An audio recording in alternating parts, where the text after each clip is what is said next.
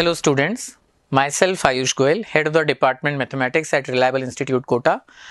मैं यहाँ पर आपको जेई मेंस जो कि 16 मार्च को पहली शिफ्ट का पेपर हुआ है उसका थोड़ा सा एक ब्रीफ ओवरव्यू दे रहा हूँ, क्योंकि बच्चों को उत्सुकता रहती ही है कि अगर जो इस साल के एस्पिरेंट्स हैं कि उनका फोर्थकमिंग पेपर कैसा है, या जो अगले साल जेई देने वाले हैं कि पेपर का नेचर कैसा था।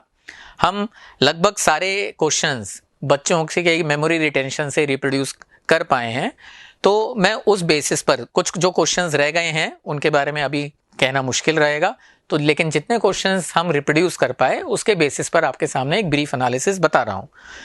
जेई मेंस का 16 मार्च का पेपर 1 टफ कैटेगरी में मैं मानूंगा, थोड़ा सा टफर साइड था।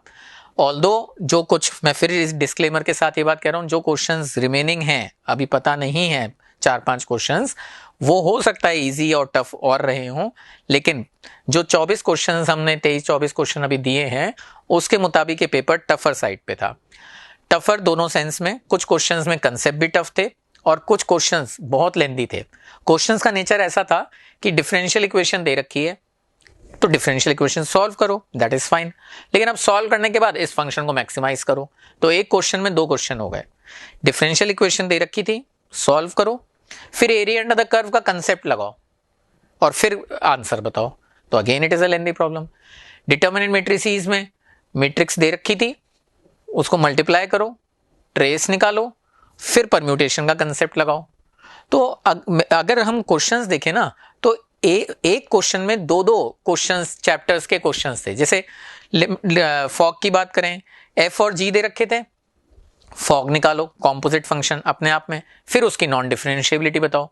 तो इवन दो ये दोनों मॉडरेट लेवल की बातें हैं, लेकिन जब ये क्लब हो जाती है ना तो गलती होने की प्रोबेबिलिटी बढ़ जाती है, क्वेश्चंस की लेंथ बढ़ जाती है ना। तो मैं मैथ्स का पेपर काफी लेंदी मानूंगा, टफ, थोड़ा सा टफ तो कह ही रहा हूं मैं, लेकिन लेंदी बोलूंगा कि अगर टाइम ज्यादा मिले तो बच्चा कंफर्टेबली ये कर पाता है। जो फरवरी के पेपर्स थे उन सभी पेपर्स की तुलना में ये थोड़ा सा टफर साइड और एज आई सेड लेंदी रहा। 11th और 12th अगर हम टॉपिक वाइज देखें कि भाई क्या रहा, तो डिफरेंशियल इक्वेशन से 2 क्वेश्चन रहे, वेक्टर 3D से भी 2 क्वेश्चन रहे, और लगभग सारे चैप्टर्स का रिप्रेजेंटेशन इसमें देखा गया। रिलेशंस का कोई क्वेश्चन नहीं दिख पाया। रीजनिंग का क्वेश्चन आया टोटोलॉजी पर, और यही एक थीम पकड़ रखा है। स्टैटिस्टिक्स का question, typically statistics was relatively absent in all the 6 papers in February. एक पेपर के अलावा अधिकतर में एब्सेंट थी, तो इस बार स्टैटिस्टिक्स उन्होंने पूछा है। सब्सिक्वेंटली भी आई होप जो पेपर्स होंगे उसमें स्टैटिस्टिक्स पूछी जाएगी, क्योंकि स्टैटिस्टिक्स स्ट्रांग होल्ड रहा। मैं एक और चीज कहना चाहूंगा पेपर के बारे में। जो पेपर्स में हम लोग अब क्वेश्चंस देख रहे हैं, टिपिकली ये वो क्वेश्चंस नहीं है जो हर साल जेईई मेंस के पेपर में टिपिकली रहते थे। जैसे लिबनिज थ्योरम का क्वेश्चन का पेपर मतलब क्वेश्चन पूछा जा रहा है, r by n limit as infinite sum पर क्वेश्चन पूछा जा रहा है। तो ये क्वेश्चंस टिपिकली जेईई मेंस नहीं पूछते थे, ये एडवांस में आते थे। तो अब ये देखा जा रहा है कि कोई भी चैप्टर का आप कोई भी कॉर्नर छोड़ नहीं सकते हैं, क्योंकि they have to make so many papers.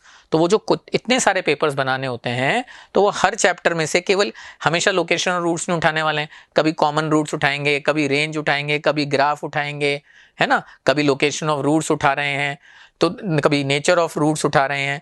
तो अब आप हर चैप्टर को थरोली प्रिपेयर करके जाना है, then only you can expect to score very good in Mains. तो इस बदले हुए परिवेश में मेंस का पेपर थोड़ा सा मैं टफर साइड पे बोलने लगूंगा, क्योंकि बच्चों के लिए अब ये चैलेंजिंग हो गया।